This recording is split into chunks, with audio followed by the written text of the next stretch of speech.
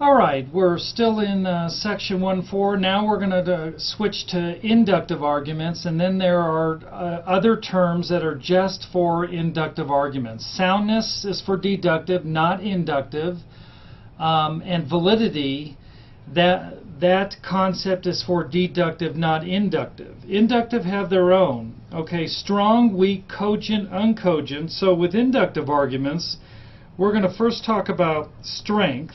The strength of an inductive argument, strong or weak. Cogent, uncogent is going to be dealing with cogency. Okay? So remember, this is for inductive. We don't use strong, weak, cogent, uncogent for deductive arguments. Okay? And vice versa, we don't use soundness, validity for inductive arguments. Okay? All right. Strong, let me just define strong and weak. A strong inductive argument is an argument in which it is improbable that the conclusion be false given that the premises are true, okay? So if you have some premises and you know it's an inductive argument, the conclusion follows with probability. You have a strong argument if, given those premises, that concept's there. You just assume the premises are true, and I'll give you some examples that will help. If those premises are true, does that conclusion follow with a high degree of probability? That it's improbable that the conclusion is false. Okay, a weak inductive argument is an argument in which the conclusion does not follow probably from the premises, even though it is claimed to. And notice again, given that the premises are true, okay? You're just going to assume that we have true premises. So, strength or weakness of an inductive argument results not from the truth or falsity of the premises and the conclusion, because you're just going to treat them as given, okay? Assume true, but from the probabilistic support the given premises give to the conclusion, okay? And so let's just jump right to a test here. We've got a test to see if an inductive argument is strong or weak. Very similar to the deductive one. Assume the premises are true, and then determine based on that assumption, if the conclusion probably follows. So let's go down to some examples. All dinosaur bones discovered to this day have been at least 50 million years old. Therefore, probably the next dinosaur bone will be found at least 50 million years old. Okay, here's what we do. Assume the premises are true. Some of you may go, well, we don't have to assume this. This is not disputed. Actually, it is. You have a lot of scientists who question evolution. What about all those people who believe in intelligent design? Some of them don't believe the Earth is millions and millions and millions of years old. They think it's a lot younger. And some of these scientists are from Oxford, so there's smart people on either side, but we're not going to concern ourselves with that. If we just assume this premise is true, and it says all dinosaur bones discovered to this day have been at least 50 million years old, or I'm a Martian, okay, if that's true, is it probable that the next dinosaur bone to be found will be at least 50 million years old? Probably, because this says all of them so far. So probably the next one's going to be 50 million years old. I would say this is a strong argument. Does the conclusion probably follow, assuming that the premise is true with all probability? Yes.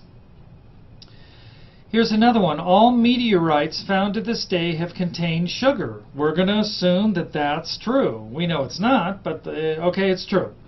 Therefore, probably the next meteorite to be found will contain sugar. This would be strong.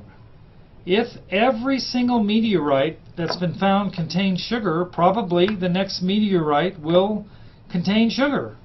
So that follows with a high degree of probability based on these premises. And remember, you're a Martian and you don't know anything about meteorites, or you're some strange wherever from wherever. Okay. So that's how you determine if something's strong or weak, okay? Here's one. Let's do this third one here. So we did that one. We did this one. What about this? Dom Perignon champagne, which is made in France, sells for over $100 a bottle. Marquis de la Tour is also a French champagne. I don't know if I pronounce that right. I've never taken French. I'm good at Spanish, though.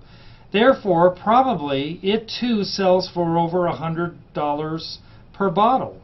Well, I'd say this is weak. If you just assume Dom Perignon is expensive, I think it is, but it doesn't matter. We're just going to assume from the fact that we know that one French wine is expensive, over $100 a bottle. Is that enough to conclude with a high probability that any other French champagne that's mentioned is also going to cost the same? No. So that is a weak. This one here is weak, and these two are strong. Okay, now strong, let's talk about this word, a little bit about the word strong. As a rule, an inductive argument is considered strong if the conclusion is more probable than improbable. The likelihood that the conclusion is true must be more than 50%, and as the probability increases, the argument becomes stronger, or vice versa, weaker. Okay? So, you have a strong inductive argument if the conclusion is more probable than not. So 51%, they'll call that strong as opposed to weak. But boy, you go, that's the lowest of the strength. And even on that, okay, it's strong, but, you know, I don't know how much money I'm willing to bet on that. But if you can keep rising above the 50%, right, then the argument becomes stronger and stronger, that conclusion.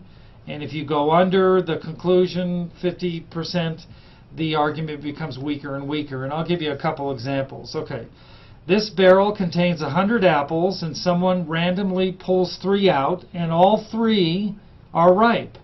Therefore, all 100 apples are ripe? You know, the strength there? Yeah, I don't know. How about this? This barrel, the same barrel, contains 100 apples, but someone pulls out 80 and all 80 are ripe.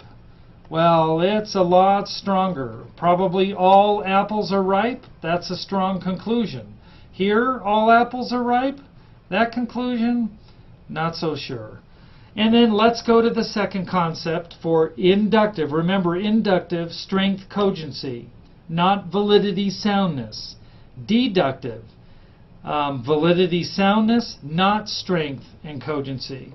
So with induction, what is cogency? It's actually an analog to what is a sound deductive argument. Remember, a sound deductive argument, you had to have valid structure, true premises. For a cogent inductive argument, you have to have a strong argument and true premises. And like soundness, you have to have both conditions, both necessary.